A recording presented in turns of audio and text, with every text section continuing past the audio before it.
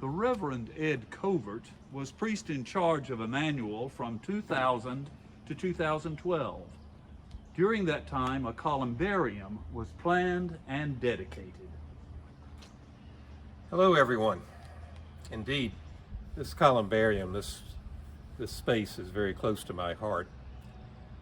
When I began ordained ministry 50-some years ago, casket burials were the norm, and cremations were very rare. That's changed completely now. Cremation is the norm, and a casket burial is very rare. And so the question is, what do we do with the ashes, the remains of a loved one who has been cremated? Well, for several years, that was my office window. And I used to look out at this beautiful dogwood tree, which has seen better days. And I would think, that's a lovely spot, and it could be even nicer. And so the idea was, Bonnie Strassler drew up a just perfect landscaping plan. And she bordered this area with limestone blocks, as you can see, that go all around the circumference of the space. And when someone dies and they wish their ashes to be placed here, a hole is dug in front of one of the blocks. The ashes are placed in, the grass grows back. And I think that we are up to about this block now. I'm not really sure. And of course, in the greater scheme of things, it's not that important. But it does give people a place of memory, of association. And some mornings I would come to work and I would see maybe some flowers resting on one of the blocks, and I knew someone had been here to pray and to remember. And that's exactly how we envisioned it being used. And as I said, it was beautified by Bonnie's plan, this symbol of the cross of the Trinity here in the middle, planted with these lovely little soft things, and another flower bed over here, and boxwood, the gas light, which works most of the time. And then on the wall behind the church, someone dies, their name is added to the plaque with just the dates. And golly, it's been used. Some people wondered if this place would be used that much for burial, but one family came to me and said that they had 4 containers of ashes stored at home and didn't know what to do with them, and they brought them to my office where they were kept for over a year. And so on All Saints Sunday in the year 2006, when we dedicated this, we already had about 5 people waiting to be buried in it. And as you can see, the plaque is nearly full now. We'll have to add more space for other people.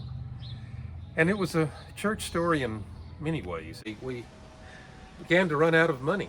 We tapped a small beautification fund that the church has, but the price kept going up, and Frank Strassler found a company that could completely revamp and do this iron fence all over. The fence was original and nothing had been done to it except occasional painting for 100 years, so it badly needed work. And as I said, the landscaping was not inexpensive. And so just about that time, when we thought, can this be done? I opened the mail one day and there was a check for $5,000 by one of the families, I can't remember now even who. It just said, I want to see it finished. And so often I found that church projects end up like that. An unknown person steps forward and there's something that benefits all of us, this space of memory and reflection and hope in the resurrection. And then one of the things I enjoyed so much was this bench over here is a memorial. I would eat my sandwich at lunch many times out here. And I think of the Old Testament thing of everyone will sit under their own fig tree.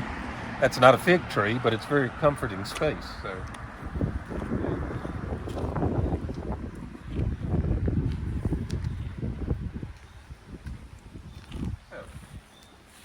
I hope you've enjoyed this series about the building. There are these are just a few of the stories. There are many more. You have some that I don't know about, and I'd like to hear them.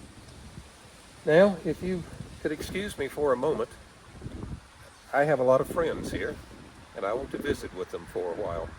God bless. Goodbye.